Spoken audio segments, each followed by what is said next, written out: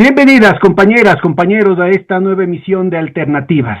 Diego Carrión, investigador y docente de la Universidad Central, ha tenido la gentileza nuevamente de aceptar la invitación para discutir en detalle con todos los aspectos técnicos y toda esta campaña que se está haciendo para trivializar el efecto que ha tenido en la economía popular el aumento de los precios de los combustibles. Muchas gracias, Diego, bienvenido. Muchas gracias, Pedro. Un gusto poder compartir con ustedes esta investigación que hemos hecho en la Universidad Central desde la Universidad Pública, eh, digamos, que está pensado para defender los intereses de la sociedad, ¿no? Entonces, desde la Universidad Pública es un gusto siempre poder compartir estos espacios y discutir lo que es importante para nuestro país. Se ha generado una serie de contranarrativas diciendo que no pasa nada, el índice de inflación que publica el Banco Central habla de 0.7% en el mes pasado, diciendo que en efecto no ha habido ninguna alza de precios, y hay toda una narrativa montada por centros de investigación de algunas universidades privadas y los típicos gurús de la economía, ¿no es cierto?, que se encargan de decir que ya inmediatamente lo que hay que hacer es quitar el subsidio al gas también, con lo cual, digamos, la perspectiva sería que el tanque de gas esté a $15. Cuéntanos, ¿cómo han hecho ustedes la investigación y cuáles son los principales resultados? No sé, tenías una presentación, valdría la pena que la cargues. Sí, sí, Pedro. Ahí comparto la presentación para comentarte.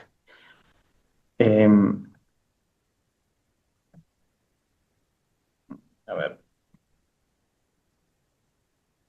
Mientras tanto, lamentemos y comentemos los nuevos muertos, lamentemos y comentemos los atentados de falsa bandera que habíamos advertido que iba a pasar en la entrevista grabada el día lunes con Karina Palacios. Advertimos que en la situación de toma de conciencia de la población y de determinación para continuar con las jornadas de resistencia, era muy probable que el gobierno recurra tanto a estos atroces atentados de falsa bandera como a estos supuestos accidentes en los que le sacan el ojo a la gente. Ambos fruto de la tecnología del genocidio sionista en Palestina que está siendo replicado en nuestros países. Sacaron los ojos también en octubre del 2019, no solamente aquí en el Ecuador, sino en Colombia, también en Chile, y es la denuncia lo que les detiene un poco.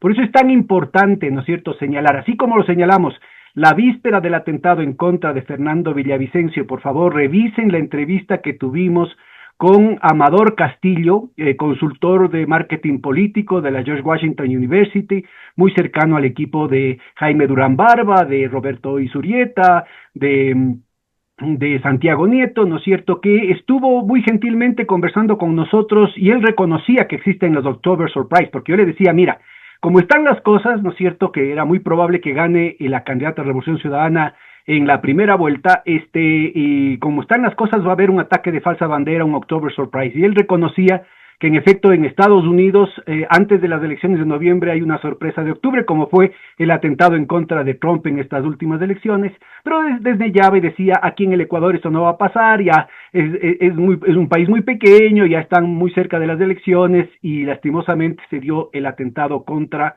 Villavicencio. Es claro que es la denuncia, el advertir que estas manipulaciones de la gente que no reparan, no tienen ningún escrúpulo en matar, inclusive a gente de los suyos, ¿no es cierto?, la que distorsiona la situación y que puede provocar una escalada de polarización y de violencia. Aquí están queriendo poner pueblo contra pueblo, aquí están queriendo reanimar no solamente una campaña de racismo, sino eventualmente, si esto no les funciona, acuérdense, la marcha de los crespones negros. En 5 minutos pueden manipular a la población para generar, ¿no es cierto?, esa marea humana que se dio en Guayaquil hace 25 años, pidiendo armas para atacar a Quito, convenciendo a la gente que hay que pedir visa a los ecuatorianos para entrar a Guayaquil. Todo esto, por favor, acordémonos, y que no había sido sino toda una farsa montada por los banqueros que ya se sabían quebrados. Felizmente, los bancos no aguantaron mucho tiempo y no les dio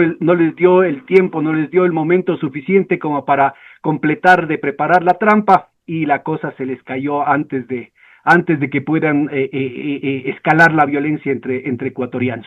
Por favor, recurramos al debate académico, a la argumentación técnica, para solventar las cosas, lo que es más importante, y muchas gracias por eso, Diego, y el Instituto de Investigaciones de la Central, para proponer alternativas. Adelante, Diego. Sí, Pedro, un momento supremamente doloroso para nuestro país por lo que ocurrido ayer en Imbabura. Y decir, ¿no? Desde la universidad, desde estos estudios de carácter técnico, que hay razón para el malestar social y que la protesta es un derecho y también es parte de la democracia. Estamos enterados, digamos, de estos datos que han intentado construir una narrativa respecto de la supuesta inocuidad del incremento del precio del diésel. La investigación que hace la Universidad de San Francisco, que es una investigación desactualizada del año 2019, que contempla solo 5 bienes básicos y extrapolan a partir de 5 bienes el costo de la canasta. Nos parece que técnicamente está muy floja de papeles esa investigación, que sostiene que el impacto sería mínimo o nulo. Nosotros hicimos esta investigación empezamos la investigación apenas se produjo el decreto 126 a mediados del mes de septiembre, y lo hemos hecho en base a la técnica econométrica, estadística, que nos permite tener una mirada mucho más real sobre los escenarios posibles en los meses siguientes. Voy a hacer referencia también al tema de la inflación al final de la presentación, quizás podemos charlarlo también un poco más, pero quisiera empezar planteando el principio el principio teórico, si se quiere, sobre el cual se asienta la investigación que nosotros hacemos. Partimos de la idea de que el proceso económico se da en torno a los encadenamientos productivos. O sea, la economía no puede ser pensada desde la unidad, desde la empresa meramente, sino desde los distintos encadenamientos hacia atrás y hacia adelante que permiten efectivamente generar procesos de satisfacción de necesidades a partir de la producción de la riqueza. Y en ese sentido, tenemos que entender que el diésel es una mercancía clave en la economía ecuatoriana, porque es efectivamente la energía que mueve el transporte de materia prima, de insumos, de bienes terminados, de personas. Y en ese sentido es un bien que encadena hacia adelante todo el proceso productivo. Es lo que queremos mostrar un poco en el gráfico, ¿no? Para nuestra audiencia, Diego, discúlpame que te insista en ser siempre muy didácticos para nuestra audiencia que no son economistas, sobre todo cuando Diego habla de encadenamientos hacia adelante, quiere decir que el diésel es vendido, ¿no es cierto?, a muchas otras ramas de la producción, o tiene que incluirse en la estructura de costos de muchas otras ramas de la producción, precisamente porque es indispensable el transporte en el que se utiliza el diésel. Cuando se habla de encadenamientos hacia atrás, en cambio, hace referencia a todas las compras que se hacen para producir el diésel. Exactamente. Es decir, el diésel es una oferta que es requerida por una cantidad importante de eslabones del proceso productivo que permite llegar hacia los bienes finales, ¿no? Eso significa encadenamiento hacia adelante. Entonces, lo que decía es una mercancía clave. Un incremento en el precio del diésel va a impactar en la estructura de costos de un primer eslabón, que son materias primas e insumos, ¿no? El proceso productivo, los bienes intermedios, que en un segundo nivel de encadenamiento llegan hacia los productos de consumo final. Es decir, un incremento del precio del bien clave impacta en el primer eslabón y a su vez impacta en el segundo eslabón, incrementando la estructura de costos de los bienes y servicios finales. Eso es lo que en economía llamamos el efecto cascada. Es decir, el incremento de un bien clave va a generar un incremento sucesivo en cascada de los precios de todos los bienes que se encuentren encadenados a esta primera mercancía clave. Entonces, es el principio teórico sobre el que se va a sentar toda la propuesta que Solo para ilustrar la idea que está planteando Diego para nuestra audiencia, por ejemplo, si se necesita diésel para transportar las vacas, para sacar la leche o la leche para llevar al frigorífico, ¿no es cierto? Y luego con esa leche se utiliza para, no sé, pues para hacer el pan o para hacer el queso, pues, y luego el queso se utiliza para hacer empanadas. Entonces esto hace un efecto en cascada, aumentando los precios de cada proceso productivo sucesivo. Además, aclarando, Pedro, que el diésel no se utiliza únicamente para el transporte, ¿no? En la investigación que nosotros hicimos sobre los 32 segmentos que conforman la canasta familiar básica, nos damos cuenta que también es muy utilizado en la producción. Por ejemplo, para hacer pan se utiliza diésel en el horno, que digamos, es la principal maquinaria, equipo que se necesita en la panadería, ¿no? Y así en varios sectores productivos. ¿Sí? Entonces, un poco esa es la idea. Medimos el efecto del incremento del diésel en los distintos eslabones de la cadena productiva, tanto en el sentido del transporte como su uso productivo. Muy bien. En ese sentido, brevemente, ¿cuál es la metodología que nosotros estudiamos? En primer lugar, nosotros tenemos una serie histórica de la canasta familiar básica y de la canasta familiar vital proporcionada por el INE, que realmente cubre un espectro de tiempo bastante grande. Podemos, por lo tanto, proyectar a través de métodos econométricos la evolución de esta serie histórica. Entonces, lo que nosotros primero hacemos es proyectar la serie bajo el supuesto de que no existe un incremento del precio del diésel. Entonces, lo proyectamos hacia finales del 2025 y a diciembre del 2026. Sobre esa proyección de la canasta familiar básica y la canasta familiar vital, nosotros vamos a procurar hacer la imputación del incremento del precio del diésel sobre los 32 ítems o digamos, agregaciones de mercancías que conforman la canasta familiar básica y la canasta familiar vital. Pero para poder hacer esta imputación, nosotros tenemos que hacer una investigación muy profunda de fuentes secundarias que nos indican cuál es el peso del diésel en la estructura de costos de estos diferentes bienes y servicios. Es decir, no podemos imputar directamente este incremento de 56% que significó el aumento del galón del diésel de 1,80 a 2,80, sino que tenemos que imputar ese porcentaje, pero sobre el peso que tiene el diésel en la estructura de costos general de los bienes y servicios. Entonces, es un ejercicio fino, digamos, de aproximación que nos permite ser mucho más realistas en nuestra estimación. Y tienes como base las estadísticas del Banco Central, tal vez, la matriz de insumo-producto.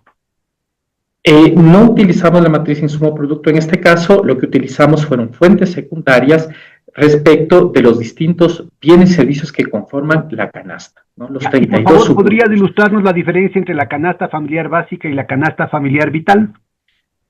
Por supuesto, la canasta familiar básica es el mínimo de subsistencia para las familias trabajadoras en el Ecuador, una familia tipo de 4 personas, medido en 1982. La canasta familiar vital fue creada en el año 2007, pero con la misma estructura, digamos, la misma estructura de bienes y servicios, pero reduciendo un 30% del costo de la canasta mediante la reducción de la calidad de los bienes considerados y del precio de los bienes considerados.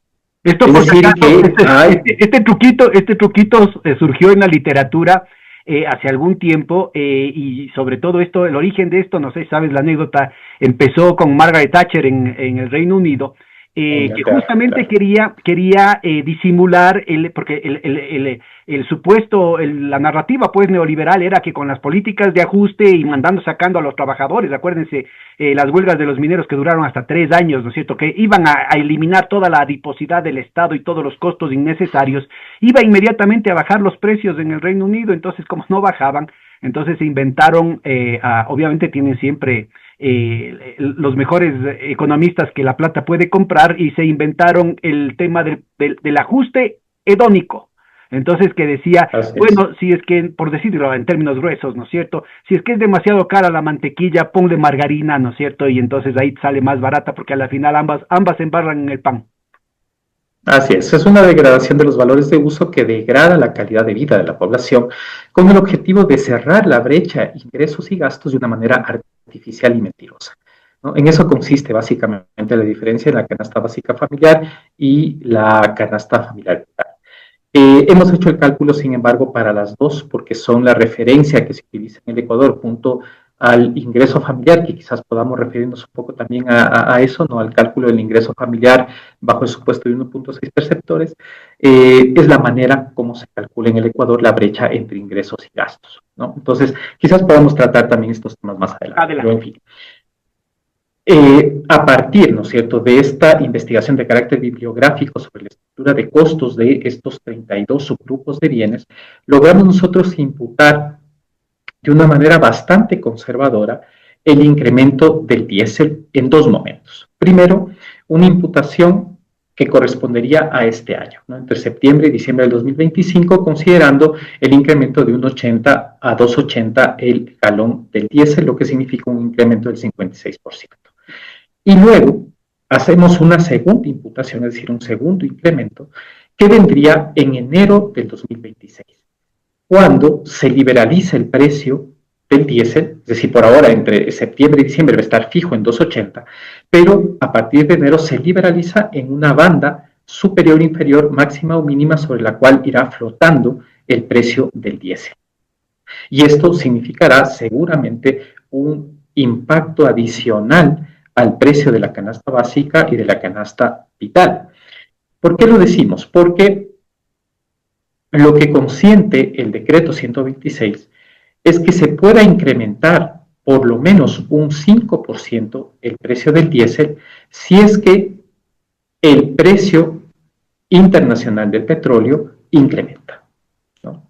Nosotros hemos hecho un supuesto conservador, solo un incremento en el próximo año, es decir, solo un aumento del 5%, nada más, aunque el precio del petróleo puede fluctuar durante todo el año y Pedro, tú debes conocer lo impredecible que es la evolución del precio del petróleo a nivel internacional. Ya, pero además hemos considerado un solo aumento. Yo llamaría, Diego, la atención de nuestra audiencia y les recomiendo que chequen la serie de conferencias que ha venido dando un economista, un experto en energía español, Antonio Turiel, que justamente viene advirtiendo a lo largo de todo este año que se están creando las condiciones en el mercado mundial para provocar una escasez estructural en el diésel a nivel mundial, no solamente aquí en América Latina, no solamente aquí en el Ecuador, ¿no?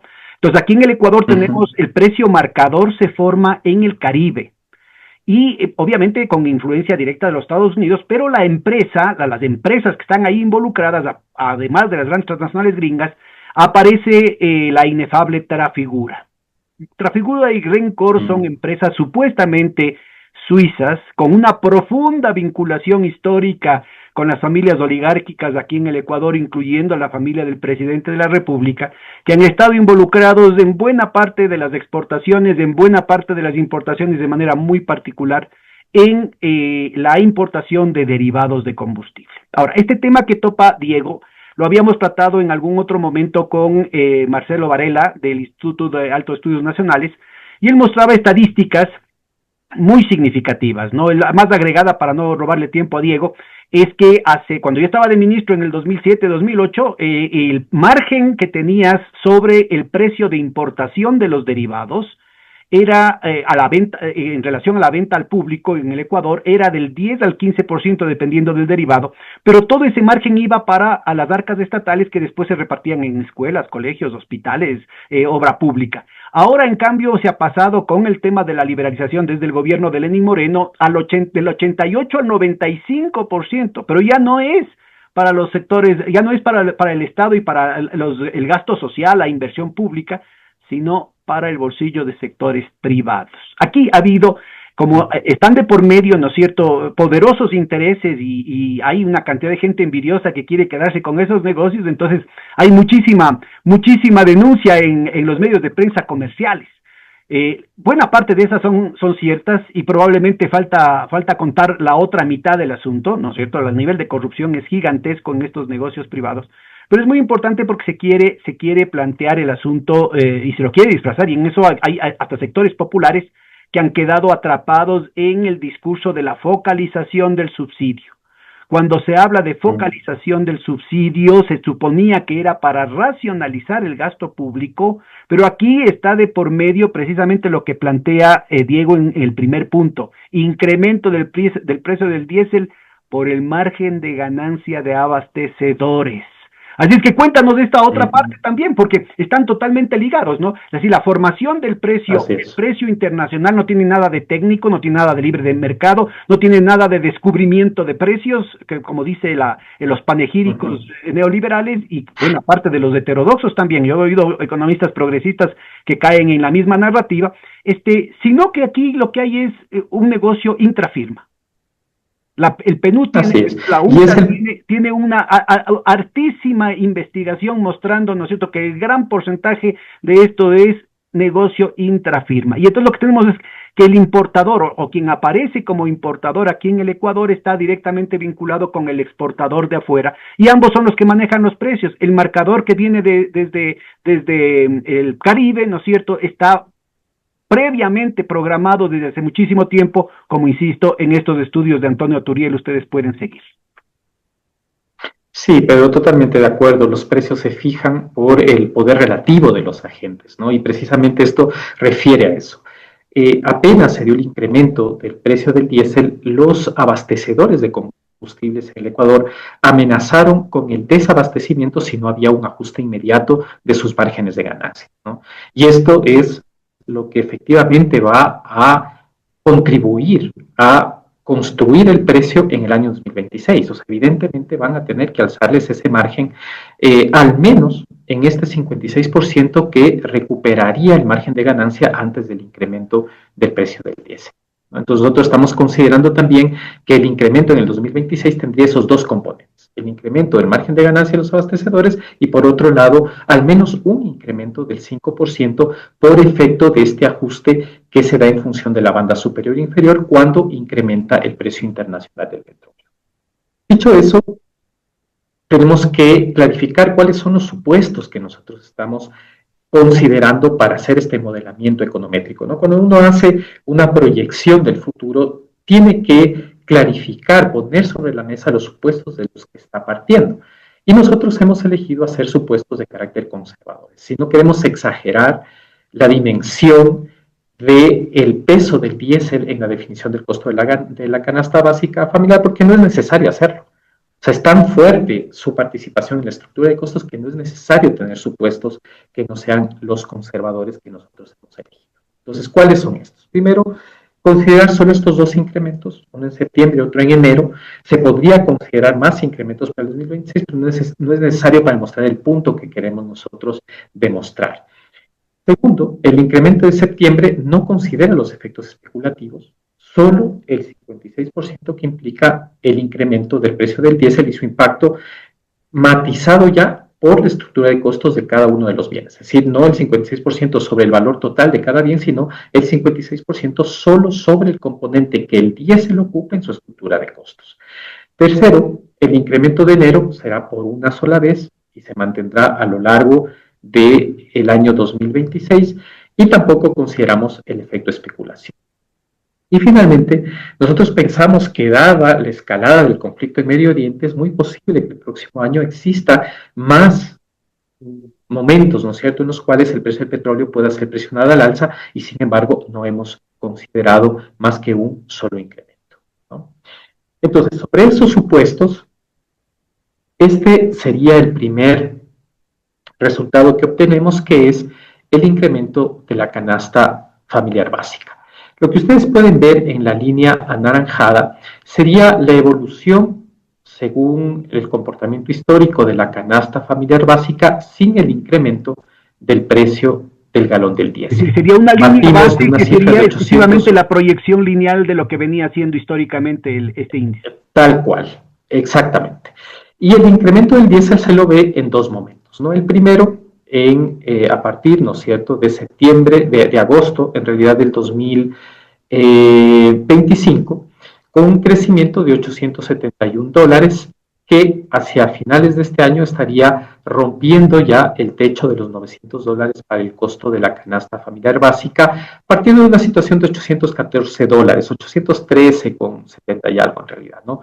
Pero rompiendo el techo ya de los $900, y luego de este segundo incremento que, como explicaba, se debe al incremento de los márgenes de comercialización y a un eventual incremento del precio del petróleo que llevaría a la banda superior el precio del diésel con un incremento de 5%, tendríamos luego una evolución ya marcada, definida por el crecimiento histórico de la canasta familiar básica, que nos llevaría hacia un total de $927 para la canasta en diciembre del 2026.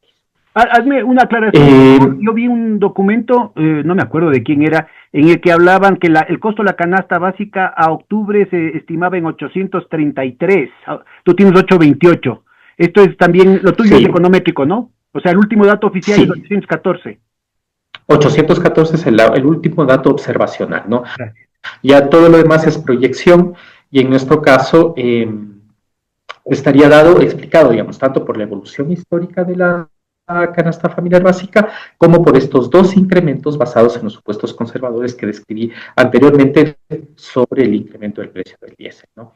Entonces, estas serían las cifras de nuestra proyección. Solo para una pequeñña consideración que seguramente tú vas a abundar más adelante, es que ahorita, ¿no es cierto?, bueno, con los datos que de ese estudio de 833 te marcaba que el salario mínimo vital de $470 estaba cubriendo a duras penas del 59% de esta canasta de 833.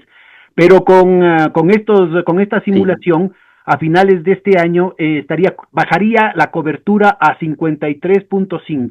O sea que el salario mínimo vital solamente cubriría el 53.5% de la canasta que estás proyectando. Sí, y me voy a referir a eso, Pedro, más adelante, porque tengo también una serie histórica para mirar un poco la brecha y poder comentar este diferencial entre ingresos y la canasta familiar.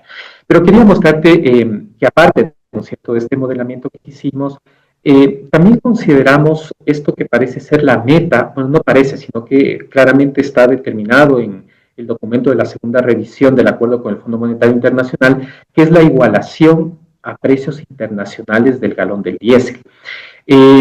Vale la pena considerar, ¿no?, que este precio puede ser muy fluctuante a nivel internacional. O sea, tú tienes precios de casi cero en Venezuela y de alrededor de $20 por galón en Asia, por ejemplo. Entonces es un poco difícil determinarlo en ese sentido. ¿Qué hicimos nosotros? Tomamos la serie histórica que nos presenta el Banco Mundial de incremento del precio del diésel para América Latina. Quitamos este caso atípico que es Venezuela e hicimos un promedio para los últimos 3 años. Y mediante esa metodología obtenemos un dato de $4.10 el precio internacional del diésel en la región, ¿no? Y con ese dato hicimos este otro cálculo, ¿no?, más o menos de verificación de lo que habíamos planteado anteriormente, que supone el incremento del precio del diésel inmediatamente, ¿no?, en septiembre del 25 hacia los niveles internacionales. Sería un crecimiento de los 813,88, que es el último dato observacional, a $916,76. Más de $100. Es decir, exactamente, ¿no? Entonces, por eso, en una infografía que sacamos junto al Observatorio Llamas de la Universidad Central, decíamos, se va a necesitar $103 más mensualmente solo para poder compensar el incremento que el precio del diésel va a generar en el costo de la canasta familiar básica. Ese sería el impacto así inmediato que sentiríamos. Luego, nosotros hicimos el cálculo también para la canasta familiar vital, partiendo de un dato observacional de $565, una primera imputación por el incremento del precio del diésel de 1.80 a 2.80, que llevaría la canasta a $618, 623 en diciembre del 25 y $644 ya en enero con el segundo incremento. Con la evolución histórica de la canasta vital llegaríamos a un precio de $660 a finales del 2026. Y bueno, y acá lo importante es poder comparar respecto de los ingresos que tienen las familias ecuatorianas. No, perdón. Quisiera referirme también a esta otra parte de la investigación, que es el incremento que podría darse en el pasaje urbano y también en el costo del pan, que es otra cosa que medimos. ¿Cómo lo hicimos? Hicimos entrevistas a transportistas transportistas urbanos en Quito en varias rutas, ¿no? Porque las rutas tienen sus diferentes costos, sus diferentes especificidades, ¿no? Y entonces, a partir de esto, hicimos los siguientes cálculos, ¿no? Antes del alza tenemos un pasaje de 35 centavos y de 17 centavos para menores de edad y mayores de 65 años. Después del alza, tendríamos un incremento de 42 centavos en el pasaje de transporte urbano en Que Quito sería lo que aspiran para personas adultas. aspirarían los transportistas en estas encuestas. Esto sería el incremento que debería existir en el pasaje para que los transportistas mantengan su margen de ganancia actual. Así lo calculamos. O sea, calculamos la estructura de costos operativa del transporte urbano en distintas rutas y calculamos luego el incremento que se necesitaría para conservar el mismo margen de ganancia. Entonces el pasaje subiría a 42 centavos solo después del alza de 1.80 a 2.80. Y en el caso de llegar al precio internacional, el pasaje debería incrementar a 51 centavos solo para conservar los márgenes de ganancia actual, considerando, digamos, que el sector del transporte ha venido años exigiendo un incremento en sus márgenes de ganancia, sosteniendo que sus costos operativos son supremamente altos. Entonces, nos estaríamos enfrentando a un incremento de esta magnitud o más si los transportistas logran presionar al gobierno en el sentido de mejorar sus márgenes de ganancia. Y luego, con una metodología similar, hicimos el cálculo para el incremento del precio del pan en 6 tipos de panes, ¿no? Un pan que vale 12 centavos hoy, un pan que vale 30 centavos hoy. Con el incremento de septiembre, subiría 1 centavo el precio del tipo más barato, pero subiría 18 centavos cuando se llegue al precio internacional del galón de diésel. Y en el caso extremo, ¿no es cierto?, de un tipo 6, 30 centavos por pan, subiría 34% con el incremento presente y a 45 centavos, perdón, 34 centavos en el incremento presente y 45 centavos al llegar al precio internacional del diésel. Entonces estamos hablando de un impacto importante para la reproducción de la vida de las familias trabajadoras y en eso me gustaría ahondar a partir de la siguiente gráfica que he preparado. Lo que podemos ver acá es una serie histórica de 25 años que compara la canasta familiar básica y el salario básico unificado, tomado como indicador normativo, ¿no?, del salario y del ingreso de las familias.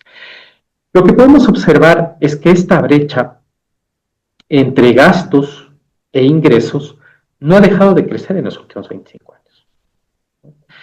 Aún considerando los incrementos que se pueden observar aquí en la línea azul durante el periodo de gobierno progresista, sin embargo, la brecha se acrecienta por el incremento del costo de la canasta familiar básica, lo que ya hacia el 2022 se muestra como una brecha en crecimiento mucho más profundo, ¿no? El último dato es ya un dato estimado, $927 sobre una canasta básica de $470.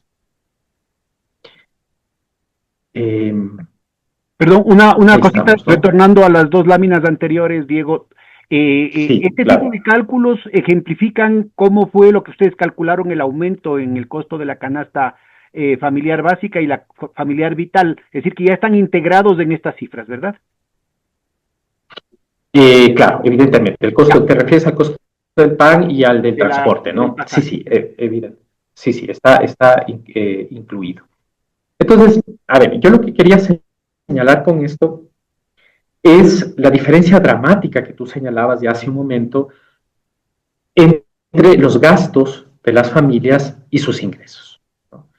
Nosotros tenemos una estadística que nos presenta el INEC mensualmente, que es una estadística falsa y que perjudica la toma de decisiones en términos de política pública en el Ecuador, porque se viene sosteniendo desde hace 15 años atrás que no existe una brecha de ingresos y gastos para las familias trabajadoras, ¿no?, basadas en el supuesto de ingreso familiar con 1.6 perceptores. El problema no es que no haya más perceptores de ingreso en las familias ecuatorianas, eso es indiscutible. El problema es el tipo de supuestos que el INEC hace para calcular los ingresos del primero y del segundo perceptor, ¿no? Generando una imagen falsa de que el ingreso promedio de las familias ecuatorianas, dice el INEC, es de alrededor de $877 mensuales, lo que estaría cubriendo sistemáticamente el costo de la canasta básica. Entonces, quiero mostrarte este mínimo cuadrito. Vital, ¿no? 1.6 por el salario mínimo vital sería ese supuesto. Aquí están los supuestos. Verás, el primer supuesto es que el primer perceptor gana el salario básico, ¿no? Pero además el primer perceptor tiene que ganar mensualizado el 13º y 14º sueldo, ¿no? Esos dos supuestos son falsos. ¿Por qué? Porque el 54% de los hombres gana menos del salario básico unificado y el 62% de las mujeres gana menos del salario básico unificado en el Ecuador, ¿no? Además, el 74% de los hombres y el 72% de las mujeres no reciben 13º y 14º sueldo. Sumando salario básico unificado más percepción mensual de 13º y 14º, se calcula un ingreso de primer perceptor de $548. Pero en los mismos datos del INEC podemos ver que el 70% de los trabajadores en el Ecuador no reciben ese salario de primer perceptor y 72% de las mujeres no reciben ese salario de primer perceptor. Para terminar, se supone que los segundos perceptores reciben $329 de salario, que sería el 60% del salario del primer perceptor. Y aquí llamo tu atención sobre una cuestión. Si se calcula ese 60% sobre los $548, entonces están suponiendo que los segundos perceptores también ganan 13º y 14º sueldo. Es decir, el supuesto del INEC para calcular el ingreso de $877 es que el 100% de los trabajadores en el Ecuador reciben 13º y 14º, cuando en realidad el 74% de hombres y 72% de mujeres no reciben 13º y 14º. Eso determina que el 40% de los segundos perceptores no reciban sueldo de segundo perceptor, 51% no reciba ingreso de segundo perceptor. Entonces, ¿qué es lo que estoy diciendo? Hay una sobreestimación del ingreso familiar, ¿no? No porque no exista 1.6 perceptores, sino por estos supuestos de cálculo de los ingresos. Solamente para ponerle como de la población, como un marco de referencia a lo que está diciendo, que me parece formidable el poner en consideración ese tema. Los datos del propio INEC, que ya son cocinados, te muestran por quintiles, ¿no? Te muestran que, bueno, el primer quintil, el primer 20% más pobre, digamos, logra cubrir en promedio, esos que no, ya no son, quiero aclarar a nuestra audiencia, estamos hablando de datos tomados de muestra, no son simulados como en el caso del cuadro que está utilizando el INEC. Datos de no recuerdo la fecha, pero el 20% lograba cubrir el 44%, el promedio de un hogar cubría el 44% de la canasta vital, o sea, de la de más bajo, la que ya tenía esta degradación en la calidad del valor de uso, que significaba una degradación de las condiciones de vida de la gente. Pero inclusive tomando como eso era el 44%. Y el segundo decil, o sea, el segundo quintil, es decir, el segundo 20% más pobre estaría cubriendo el 66% de la canasta con los anteriores precios. Este aumento de más de $100 en la canasta básica estaría dejando en una situación verdaderamente crítica al 40% de los hogares ecuatorianos. Así es, Pedro. Y mira, acabo de escuchar recién hoy al economista Marco Flores, que ha hecho una investigación precisamente sobre ingresos de las familias y canasta familiar básica. Y él lo que está sosteniendo es que los 4 quintiles más pobres en el Ecuador no logran cubrir la canasta básica familiar, es decir, el 80% de la población no logra comprarla. Nosotros hemos llegado a los mismos resultados a través de la metodología que venimos usando en el Observatorio del Trabajo y el Pensamiento Crítico, y nuestro dato es 83%. Ahora mira, espérate un segundito, que yo creo que es importante de la nueva metodología. O sea, lo que estamos diciendo es que por distintas metodologías, con distintas fuentes de estadísticas, se llega al mismo resultado de que el impacto sobre la gran mayoría de las familias, 83, 90%, es realmente durísimo, durísimo. Ahora, yo creo que es importante también mencionar el hecho de que esto no es que es así porque así es del Ecuador, que así es la vida, los pobres, hay que hacer más inversión, la típica narrativa neoliberal, ¿no? Jonathan Baez hizo un estudio con los datos de cuentas nacionales, sería una tercera fuente metodológica, y mostraba que el promedio del salario en la rama bananera, o sea, de las empresas del presidente de la República, no llegaba al salario mínimo vital, o sea que ni siquiera cumplían, a pesar de que estaban registrados como asalariados, por tanto, como empleo formal, no estaban cumpliendo con el mínimo legal.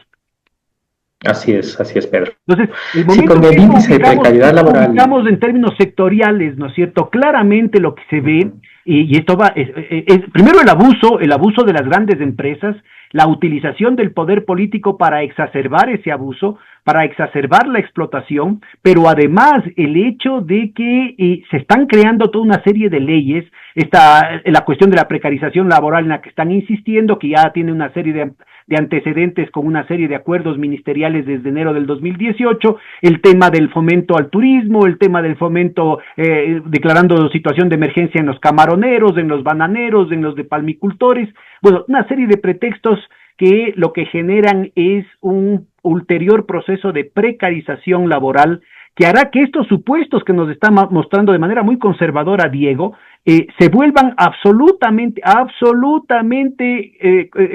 cuento de niños, porque el impacto va a ser mucho mayor, es decir, ese 1.6% de perceptores no van a poder cubrir, no el 40%, no van a poder cubrir casi nada de la canasta básica, porque lo que estamos hablando es 17 centavos por hora, ¿no? Eso es lo que quiere.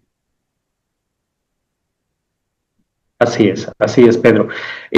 Mira, si tú consideras salario, jornada laboral y afiliación al Seguro Social como indicadores para medir la precariedad laboral, encuentras que el 72% de la población económicamente activa en el Ecuador se encuentra en condiciones de precariedad.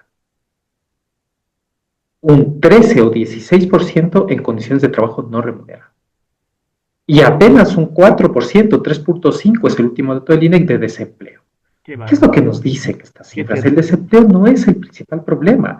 El problema principal es la precariedad, porque en un estado donde tú no tienes un seguro de desempleo, no tienes una salud adecuada, no tienes una educación adecuada o contención para sostener la vida, la gente no puede dejar de trabajar. No puede darse la gente tiene que inventar formas de enganchar con flujos de capital.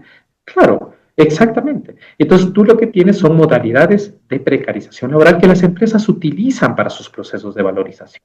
O sea, nosotros el año pasado hicimos una encuesta acá con comerciantes ambulantes en Quito y nos dimos cuenta que el 51% de los comerciantes ambulantes en Quito trabajan para alguna empresa o para algún importador.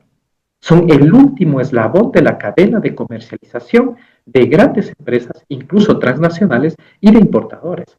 Entonces, digamos, ¿cómo hablar de esta figura del trabajador autónomo, del trabajador independiente, cuando incluso en los eslabones de mayor precariedad laboral tú puedes encontrar un vínculo de valorización con el capital, ¿no? Déjame subrayar este tema que me parece que es fundamental, ¿no? Gestionar.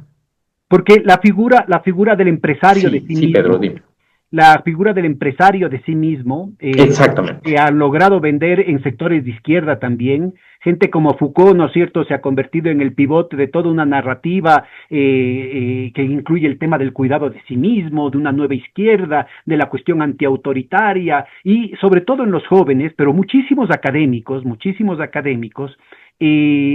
propagan esta idea del empresario de sí mismo, ocultando la cruda realidad, ¿no es cierto?, que como bien mencionabas, lo que en realidad estabas es fomentando y alcahueteando el que las grandes empresas no tengan que incurrir en los costos de seguro social, de pago de 13º, de 14º, pero además que carguen toda la incertidumbre en la realización de las ventas en las espaldas del trabajador precarizado, que supuestamente queda con la imagen de que ha sido culpa de él el que no alcance a cubrir el gasto del mes de la familia. ¿no es cierto? Entonces, con todo el efecto de sufrimiento psicológico, de desvalorización social, de problemas familiares, de problemas de pareja, problemas con los hijos que esto acarrea. Es decir, yo creo que el daño que se está haciendo, sobre todo en la academia, es importantísimo, porque si hubiera una visión crítica de estos críticos, ¿no es cierto?, que aparecen como los críticos de los análisis tradicionales, de izquierda, del marxismo, del estructuralismo, porque esto, recordemos que no es solamente el marxismo, aquí hay una larga tradición del estructuralismo latinoamericano, inclusive del estructuralismo de la CEPAL, de derechas, que hacía mucho hincapié en esto que tú mencionas, ¿no? El tema, en ese entonces hablaba de informalidad, y yo creo que es una cuestión fundamental porque al haber perdido esto se está creando un ambiente social muy fomentado por los medios de comunicación con esta ideología autoculpabilizadora de la gente. Entonces, no solamente que por un lado les estás eximiendo de gastos a las grandes empresas, aquí no es que la señora vendedora ambulante, la señora que vende los caramelos, los cigarrillos a la salida del estadio, no es que solamente le falta un poquito de tiempo para competir con Bill Gates, o sea, aquí hay que ubicar las cosas estructurales de manera tan crudas y dramáticas como son. Claro, y esa señora que vende los cigarrillos en el estadio o en la calle está trabajando para una empresa. Está siendo un eslabón clave en los procesos de realización de la mercancía, por lo tanto, de la plusvalía y la ganancia de ese empresario, ¿no? O sea, reconocer el trabajo que está oculto precisamente en los encadenamientos productivos y que han sido expulsados de la unidad productiva en términos físicos, ¿no? O sea, toda esta hipótesis del fin del trabajo, por ejemplo, ¿no? De la idea de que el trabajo ya no cumple un papel central en la articulación de la identidad, de la vida, pasa por la intención de desvalorizar el trabajo en un contexto donde la correlación de fuerzas del capital es muy superior a la del trabajo. O sea, a mí me parece que además, mira, como con muchos ángulos, ¿no? Porque aparte de esta cuestión muy directa del empresario de sí mismo, que insisto, ahí hay gente como Foucault, como los deleuzianos, ¿no? Que han tenido mucho impacto en la academia. Sí, Byung-Chul Han. Hay la otra que tiene que ver con la supuesta, toda esa payasada de la economía del conocimiento, pues, ¿no? En la que ya el tema industrial, el tema productivo ya es lo de menos, que el tema de los servicios, el tema de la economía del conocimiento, y daban un halo mágico a toda la cuestión, ¿no es cierto?, de que el desarrollo, el crecimiento, el enriquecimiento tenían que ver con estas cosas absolutamente mágicas, en las que era el acceso a la nueva tecnología, era la computadora, la inteligencia artificial, y estos temas así tremendamente noveleros los que justificarían el tema. Entonces hay que olvidarse de cualquier tema de explotación, de cualquier tema de imperialismo. Acuérdate, ¿no? El impacto que tuvo acá en grandes intelectuales como Alejandro Moreano, como Alberto Acosta, el tema de Negri, ¿no? De imperio. Ya se acabó el imperialismo, sí, se acabó la explotación.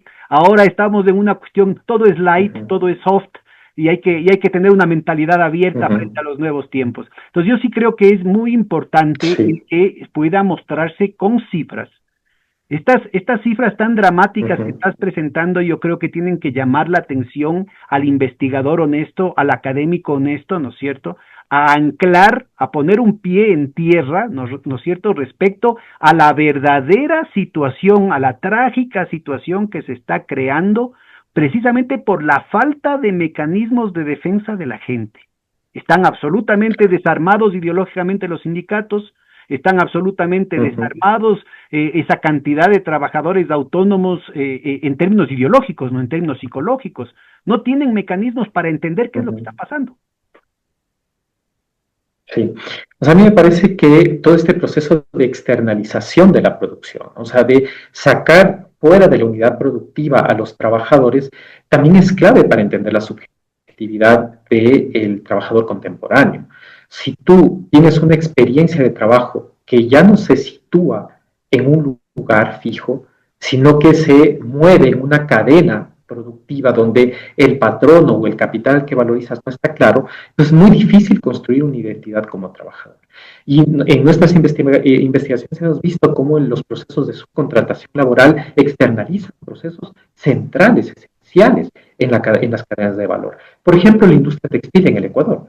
que es una de las industrias más antiguas del país, de las que tiene más fuerza. Digamos, la vicepresidenta de la República viene del grupo empresarial Pinto, que es uno de los principales grupos económicos en el país. ¿Cómo se produce la ropa en el Ecuador? La producen maquiladoras textiles domiciliarias.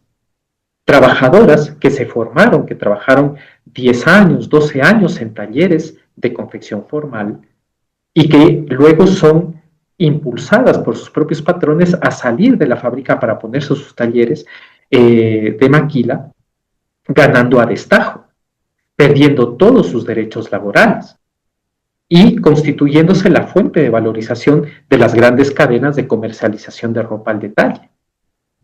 Es decir, vemos estos procesos de externalización productiva que construyen un trabajador autónomo, entre comillas, pero que en realidad está sirviendo de manera clara y directa a los mismos patrones que los sacan, que los externalizan de la situación formal. Para nosotros, en el Observatorio de Trabajo y Pensamiento Crítico, el problema fundamental del mercado de trabajo en el Ecuador es la precarización, pero esa precarización se explica por la externalización. Oye, tu O sea, ejemplo, por cómo el vínculo brillante, laboral. Diego, y permíteme que lo explote, porque ¿Cómo no? otro de las vetas, ¿no? De esta canterita de ideas falsas que están metiendo en nuestra cabeza desde hace algún tiempo es el asunto de que, es que lo que pasa es que falta inversión extranjera. Es que lo que pasa, como que fuera un tema de que ya mismo llegamos, es el siguiente paso. Pero aquí estamos hablando, cuando hablas de la industria textil, estamos hablando de grandes empresas que ya estuvieron constituidas en el Ecuador por décadas. Hablemos de la Internacional, hablemos de textiles nacionales, hablemos de textiles de Equinoxial, hablemos de las propias industrias Pinto, ¿no? Tanto en Quito como en los alrededores, inclusive en Imbabura, tenían grandes empresas con importantes concentraciones de trabajadores, ¿no es cierto?, de obreros asalariados, que en gran parte de esos, ¿no es cierto?, podían constituir sindicatos, y ahí está el verdadero problema. No solamente son los costos, sino el tema político. Así es que adrede desbarataban esas fuerzas productivas, ¿no es cierto? Ellos mismos, inclusive, acuérdate que la familia Pinto se mudó al Perú, mudó sus inversiones al Perú. Por la dolarización. Claro. Y entonces hay toda esta situación de absoluta irresponsabilidad con respecto no solamente a los trabajadores, a su país, sino a la herencia de sus papás. Entonces, aquí no es que después van a venir las grandes inversiones, es que las grandes inversiones ya hubieron. La Internacional se fundó en 1927. Desde entonces funcionaba y la primera huelga fue en los años 30. Entonces, estamos hablando de que ya hubieron estas grandes empresas que fueron destruidas por los propios capitalistas por razones, por un lado, de ahorrarse plata, pero por otro lado también por razones claramente políticas. Pero Pedro también sobrevive, y es impresionante cómo al menos la industria textil, la industria agroindustrial y la industria de la construcción, que son los que sirven al mercado interno ecuatoriano, se han logrado sostener incluso a partir de esta inflexibilidad de costos que implican la dolarización. Y la hipótesis que ahí nosotros tenemos es que ellos han podido sostener sus márgenes de ganancia y continuar siendo productivos porque sobreexplotan a su fuerza de trabajo. O sea, todos estos mecanismos de externalización productiva, la brecha que estamos viendo aquí en el gráfico, ¿no?, que es la brecha de ingresos y gastos histórica desde el 2000 hasta el 2026, esa explícanos, por favor, con detalle. De sobreexplotación laboral es la que permite a las empresas. Sí, lo que tenemos aquí es el cálculo de la brecha que presentaba anteriormente, ¿no? Esta es la resta entre la canasta familiar básica y el salario básico anual. Entonces lo que tenemos es el déficit de las familias para cubrir la canasta básica.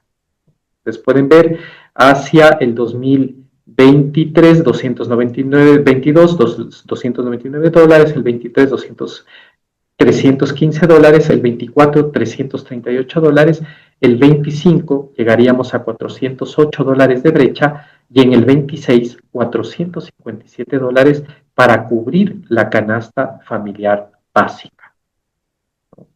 Cabe mencionar que el día de ayer la ministra de Trabajo convocó ya a la Comisión para la Fijación del Salario Básico Unificado del 2026 Para empezar, no invitó a los representantes del FUT, a ninguno, invitó solo a los representantes de la CUT, y en segundo lugar, la propuesta de incrementos de salario es de apenas de $16. ¿No? Es Y en increíble, relación a esto quisiera increíble que invitar la ministra pertenece a un sector del sindicalismo ecuatoriano y de la izquierda, inclusive marxista ecuatoriana, que albergaba ilusiones de que iban a poder lograr las mejores condiciones. ¿Podrías regresarte, por favor, ese gráfico que me parece formidable en muchos claro, aspectos? Que albergaba sí, inclusive las ilusiones de tener un código de trabajo revolucionario, pues, ¿no? Que iban a sepultar al código de trabajo de 1938 y que iban a convertir en un código de trabajo mágicamente revolucionario, como una especie de parapeto para justificar, ¿no es cierto?, el apoyo a los gobiernos de Moreno, Lazo y ahora de Noboa. Yo creo que es muy importante señalar ese tema. Pero además, fíjate, aquí está el tema político, no solamente la cuestión económica. Aquí se marcan al menos cuatro grandes fases. Aquí has mostrado solamente tres, pero yo quisiera señalar cuatro grandes fases. La primera que va desde el 2000 hasta el 2007, es decir, periodo de la dolarización antes del gobierno de Correa, diríamos los economistas, primera derivada positiva, segunda derivada negativa, ¿no es cierto? Es decir, así es. tienes un crecimiento amortiguado de la cobertura de esa canasta. O sea, la brecha sigue creciendo, pero cada vez menos. Durante el gobierno de Correa, claramente se logra cambiar la tendencia y casi se aplana esa situación, es decir, que no se logra del todo contrarrestar o reducir la brecha de manera estructural, pero se logra reducir la tasa de crecimiento de una manera drástica. Y eso acaba en Así el es. 2017, en el que nuevamente, ¿no es cierto?, tienes un... La brecha empieza a aumentar. pero además empieza a aumentar, pero con declinación. Yo creo que es importante esto, lo que acaba de mencionar hace un momentito, porque había un truco de dar un caramelito a ciertos sectores sindicales para que se mantengan calladitos y cómplices con la ilusión de que iban a tener una partecita del pastel. Fíjate lo importante que fue la pandemia. Esa tendencia, que en algún momento inclusive logra reducir un poco en el 2022, rápidamente se vuelca, ¿no es cierto?, con un crecimiento exponencial a lo bestia. O sea, diríamos, primera derivada positiva, segunda derivada positiva, ¿sí? Aprovechan esas decenas de miles de muertes que pudieron haberse evitado como un instrumento de castigo a la población, como un instrumento de castigo para romper el espinazo moral de la población, ¿no es cierto?, y que acepte este aumento de la brecha de manera tan brutal, año tras año, ¿no es cierto?, hay un crecimiento cada vez más agresivo, cada vez más arrogante, y ahorita, sin ningún escrúpulo, el presidente, a pesar de que hubo un pronunciamiento en el anterior plebiscito en torno al tema de la precarización laboral, van a insistir con eso. Y un objetivo fundamental de la Asamblea Constituyente es acabar con todo derecho laboral, acabar inclusive con los convenios internacionales con la OIT, que son, como te digo, compromisos de largo plazo que no dependen del gobierno de turno. Sí, así es, están bajo ataque los derechos laborales desde hace varios años, Pedro, la negociación colectiva, lo que implica el reconocimiento de la relación de dependencia, o sea, todo esto ha venido deteriorándose paulatinamente y ha desmejorado de una manera determinante la condición del trabajo en el Ecuador.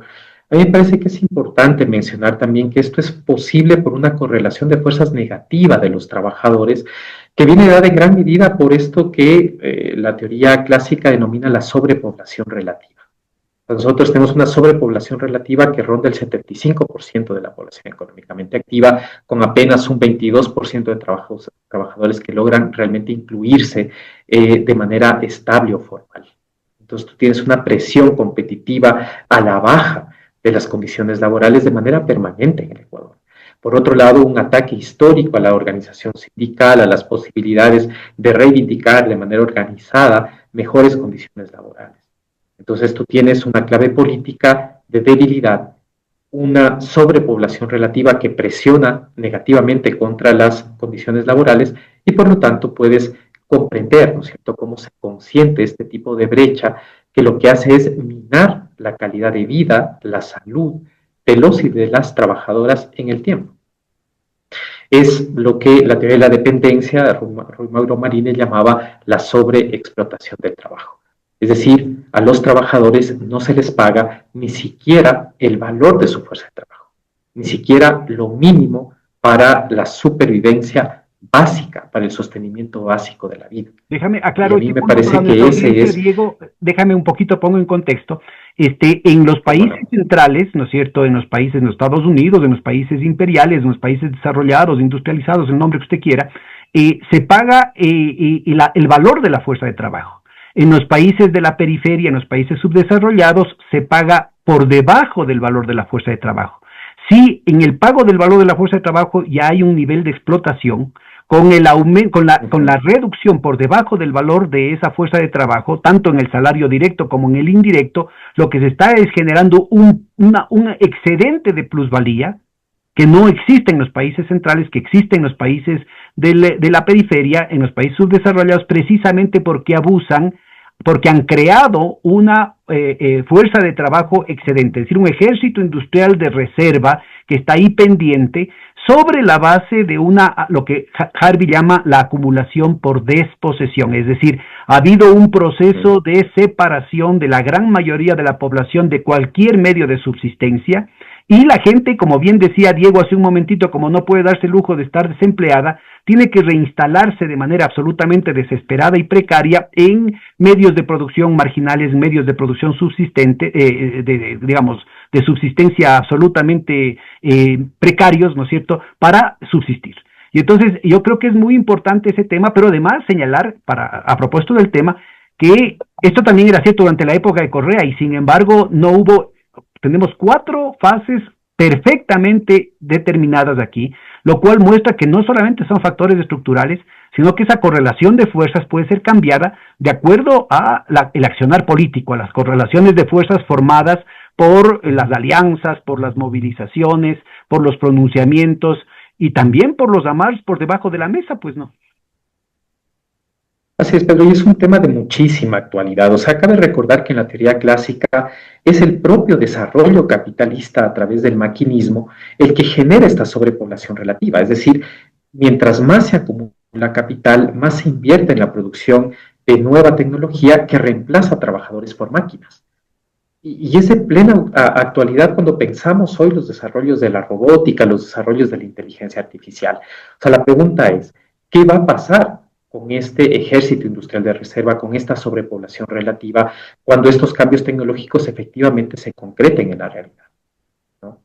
Y entonces ahí nos sorprende ya estos discursos de la población superflua, de una población desechable, de una población que resulta ya inútil, que es preferible para toda la sociedad deshacerse de ella.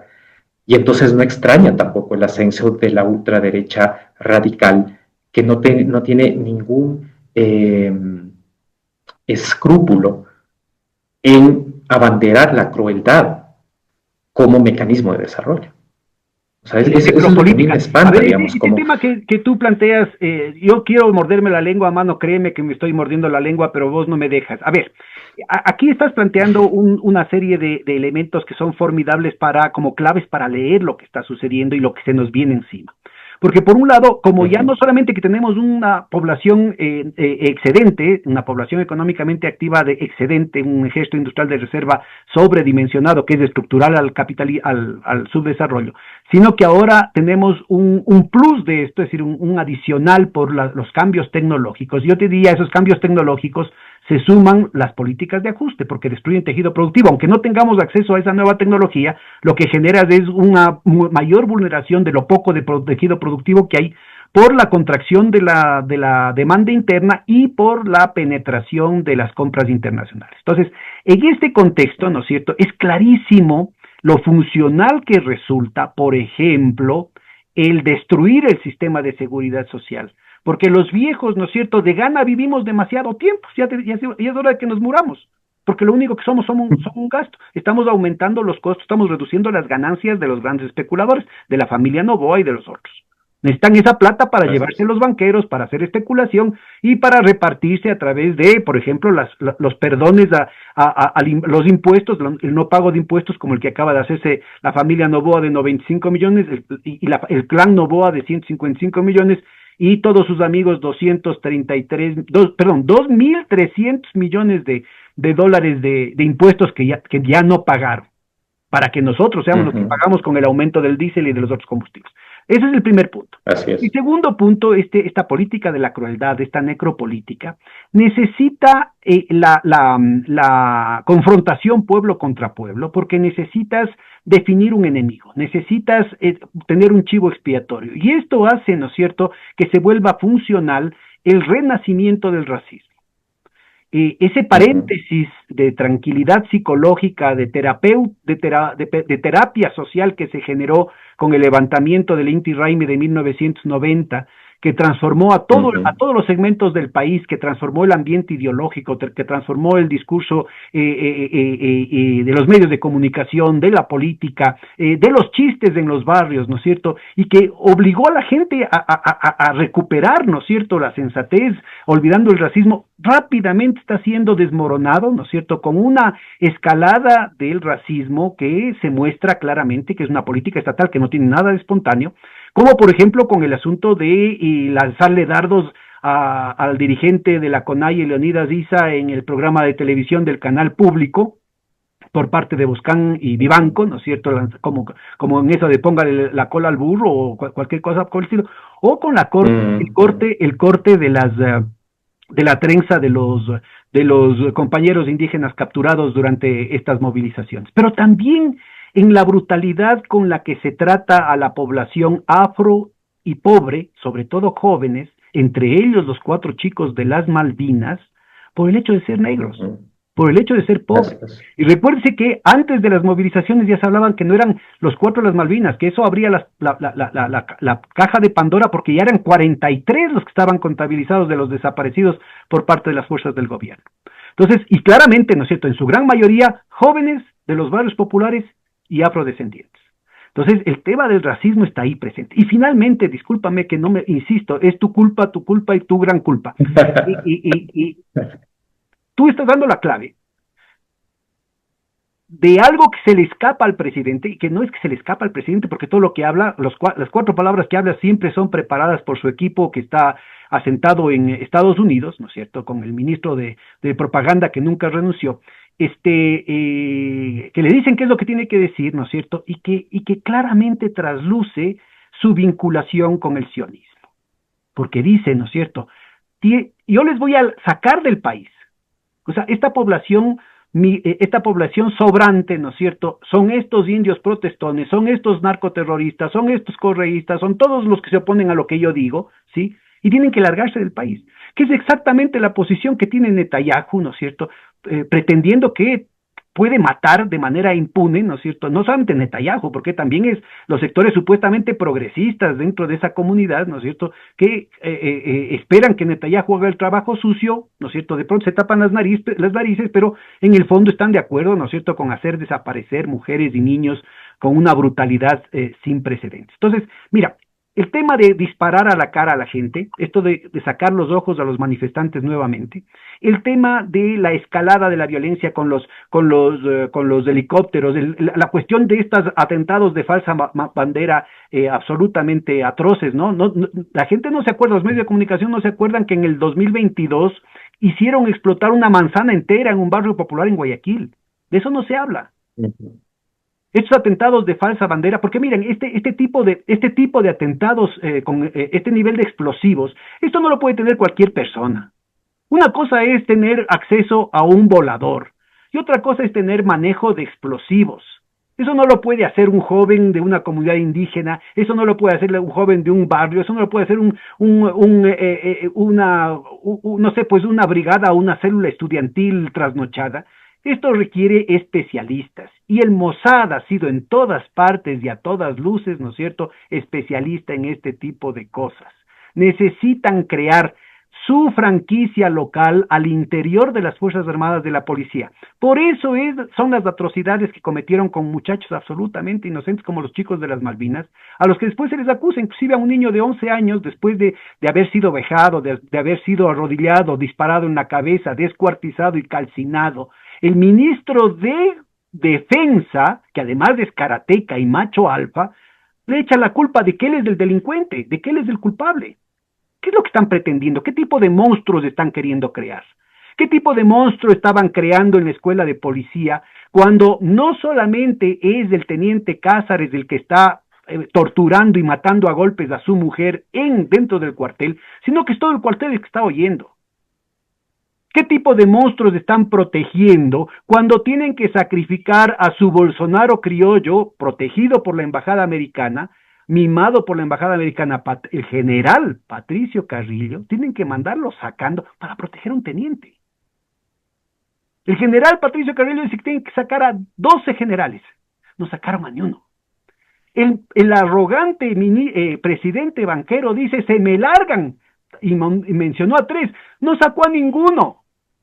Para proteger a un teniente, se comen a un general, le hacen tragar sus palabras a un presidente oligarca, ¿no es cierto? Para proteger a un teniente. ¿De qué estamos hablando, por favor?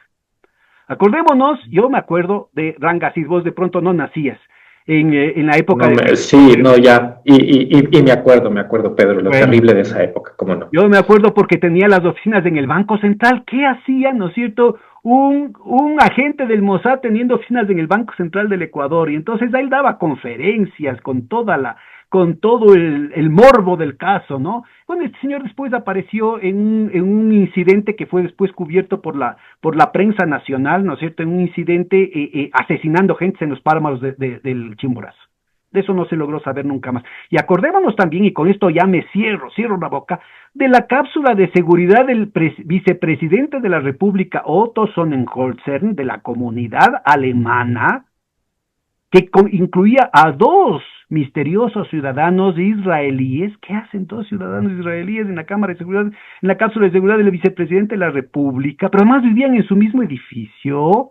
Y resulta ser que habían estado involucrados en todo el reparto de los hospitales con los Bucarames y ¿cómo se llama este otro señor que ahora está también involucrado en los escándalos que quieren montar? Y al punto que tuvieron que capturarlo a uno de ellos, ¿no es cierto? Y lo mataron en la cárcel a los 5 minutos para que no hable. ¿Qué hacen? Ahora recuérdese, con el Estatuto de la Fuerza, con los convenios que han venido firmando tanto Lazo como Noboa, todas estas acciones de agentes extranjeros quedan absolutamente impunes. Aquí pueden hacer lo que quieran.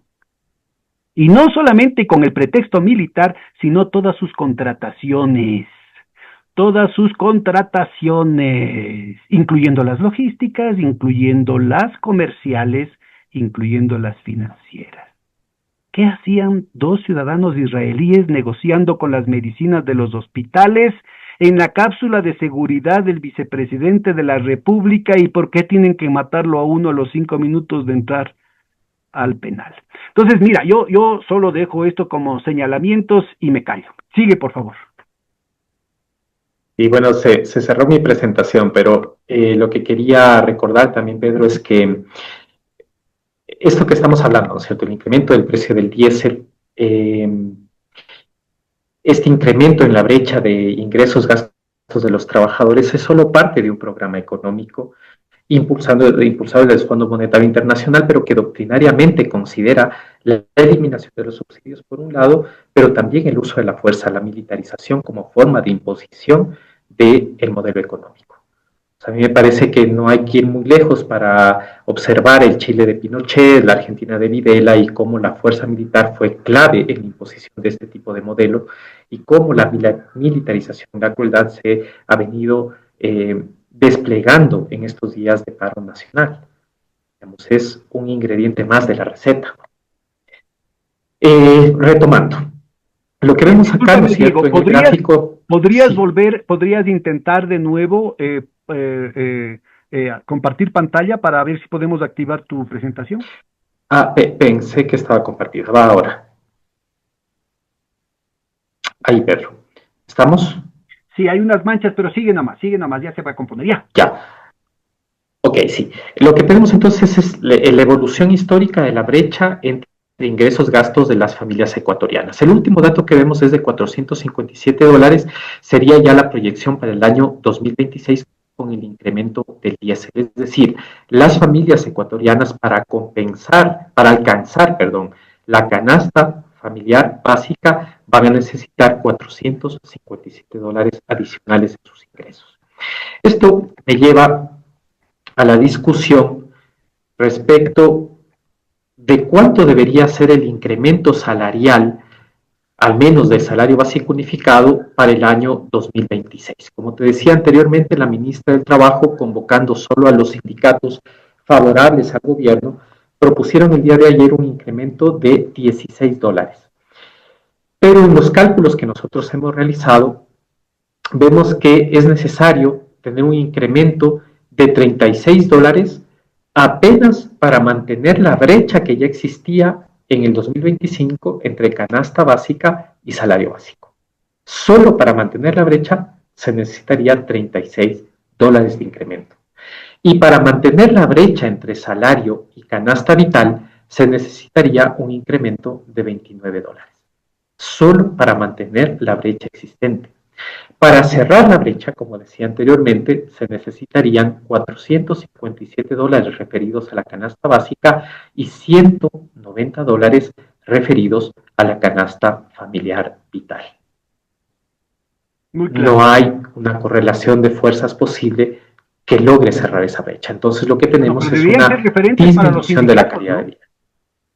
Seguro, claro, estos cálculos tienen que ser referentes para la negociación, pero como te decía, ya ni siquiera están invitados los dirigentes del FUT a participar en la mesa tripartita para la definición del salario básico. Lo cual es ilegal. Es decir, es completamente ilegal, pero es lo que está pasando efectivamente. Ayer se convocó ya al Consejo de Trabajo tripartito y no fueron invitados los dirigentes del FUT, ¿no?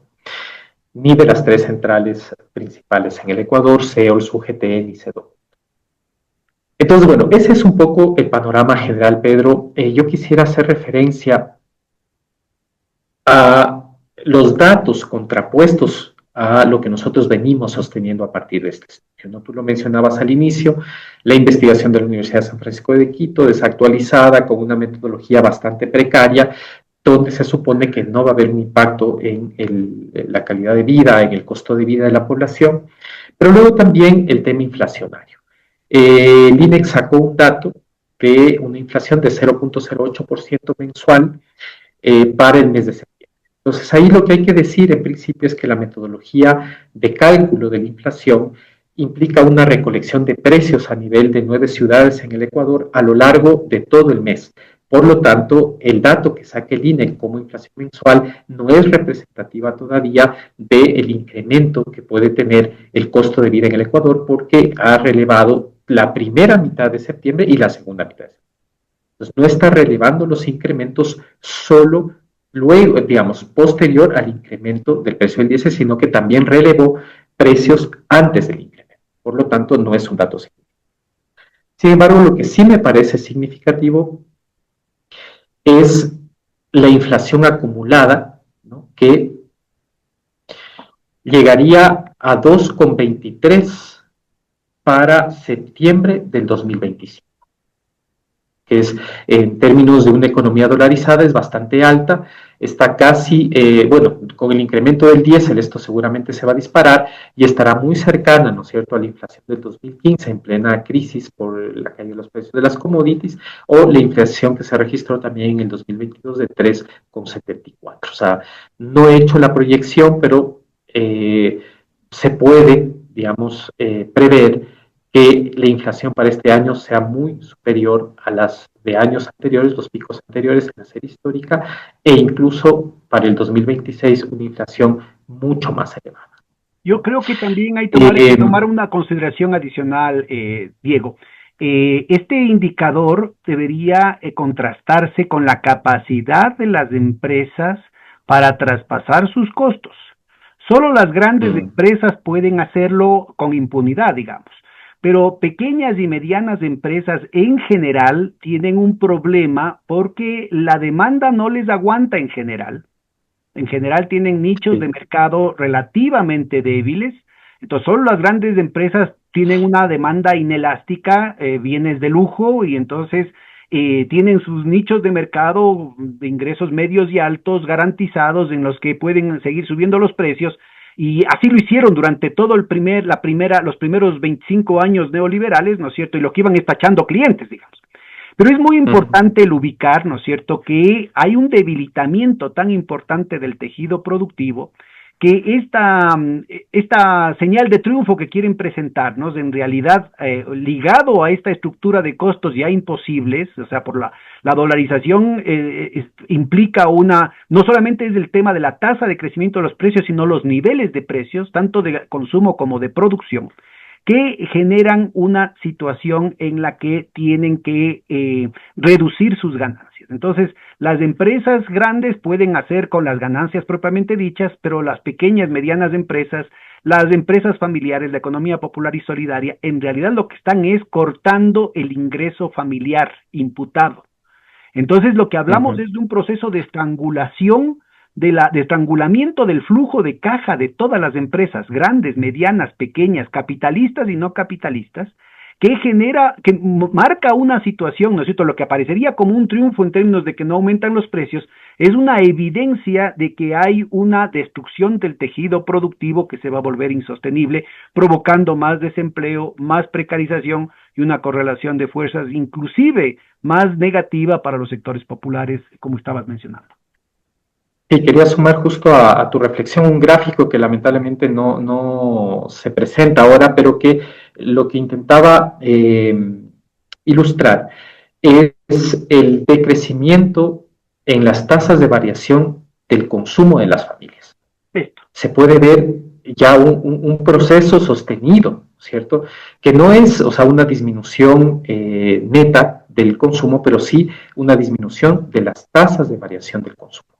Y eso lo que te va dando cuenta es de procesos de estancamiento económico, efectivamente, que explicarían algunos meses incluso de deflación que se han registrado en los últimos años en el Ecuador. O Por sea, si acaso, efectivamente la actividad económica. hay una estadística que me parece que es demoledora, ¿no? Son datos del propio INE, claro, hubo en el medio un cambio en la metodología, porque desde junio del 2018 están cocinando los datos sociales, pero es muy Uh-huh. importante ubicar que el 40% más pobre, esos dos quintiles a los que hacíamos referencia hace algún momento, ahorita cayó a menos del 12%. O sea, el quintil más acomodado de la sociedad tiene más del 50% de la responsabilidad del consumo, pero los dos quintiles más pobres tienen menos del 12% del consumo.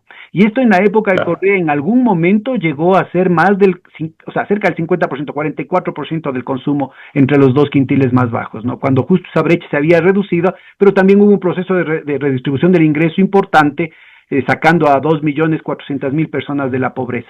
Hay unos indicadores de Andrés Mideros que me parece que serían muy relevantes para esta comparación que estás haciendo. Uh-huh. Sí, decir finalmente no que la inflación es un fenómeno multicausal.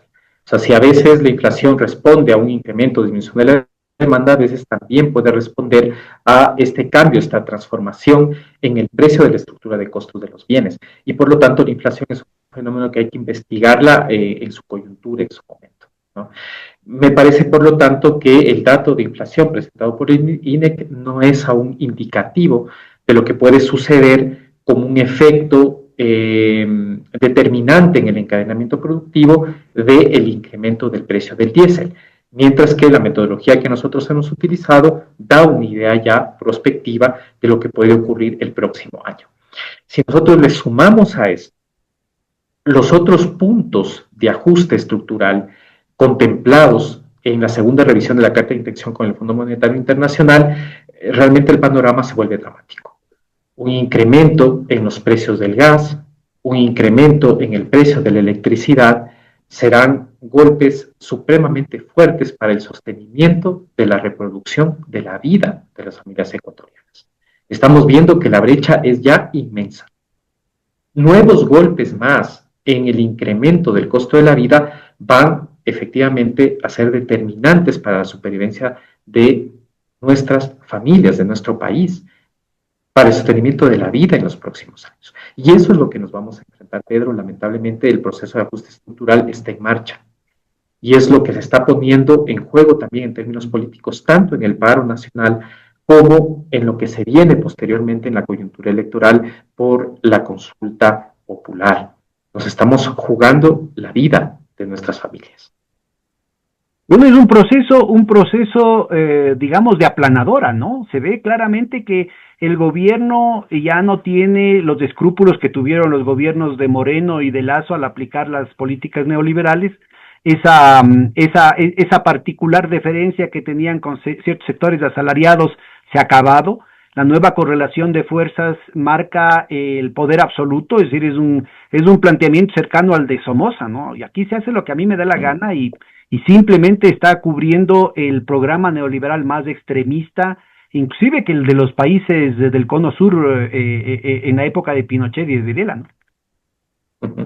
Sí, yo discreparía un poco solo en el personalismo, o sea, no me parece que sea Noboa como personaje. Hay un proyecto, hay un programa económico, hay una incidencia a nivel internacional, hay una derecha internacional creciente, y lógicamente hay un pacto entre el gobierno, los militares y las grandes empresas en el Ecuador para llevar adelante este programa económico. O sea, a mí me parece que hay que ver un poco también a ese nivel, ¿no? Tanto al nivel de los acuerdos de la clase dominante como de sus vínculos con los intereses imperiales que están determinando esta nueva correlación de fuerzas y la imposición de este programa de aplanadora, como tú lo has caracterizado, yo concuerdo plenamente, que va a afectar de manera decisiva nuestra calidad de vida en los próximos años, ¿no? Y en ese sentido, a mí me parece que es de plena actualidad pensar cómo desde la sociedad civil, desde las organizaciones sociales, podemos constituir propuestas alternativas a esta arremetida tan brutal, ¿no? Y en ese sentido, Pedro, lo he venido pensando bastante en los últimos días, en la necesidad de rescatar lo público como eje central de un nuevo programa político para el Ecuador. O sea, la defensa de lo público me parece que es esencial, la defensa de los bienes comunes, y quizás no ya de estos pocos bienes comunes que nos quedan, ¿no? Sino de la recuperación también de aquello que nos es común. Por ejemplo, las capacidades productivas, por ejemplo, la riqueza generada por el trabajo, por ejemplo, la reproducción de la vida en el sentido del cuidado, en el sentido de la reciprocidad, del don, que son nuestro patrimonio, que es esta política y esta economía que se construye desde abajo y que se constituye en el baluarte del sostenimiento efectivo de la vida, material de la vida. O sea, repensar un proyecto que mira la comunidad política, incluso más allá del Estado, en la gestación, ¿no es cierto?, de organizaciones sociales, de propuestas sociales, que desde abajo van constituyendo propuestas de cambio y de transformación para el país. A mí me parece que va siendo hora de pensar eso, o sea, recuperar las capacidades productivas, ampliar lo común y pensar un modelo de desarrollo que sea respetuoso con las mujeres, con las disidencias sexuales, con el medio ambiente, con la población racializada, es decir, un cambio que vaya a las raíces de los procesos económicos y sociales. Sin duda, Diego, acabas de presentar un excelente ejemplo de las mejores tradiciones de la universidad pública y un atisbo de mucha esperanza respecto al futuro de la Universidad Central del Ecuador de manera muy particular. Excelente investigación, muchísimas gracias. Y modestamente este espacio queda enteramente a las órdenes, a la disposición tuya, de los compañeros de Economía y de los compañeros en general de la Universidad Central para exponer los resultados de estas investigaciones comprometidas con el futuro del país. Un gran abrazo, hombre. Muchas gracias. Igualmente, Pedro, muchísimas gracias. Chaito.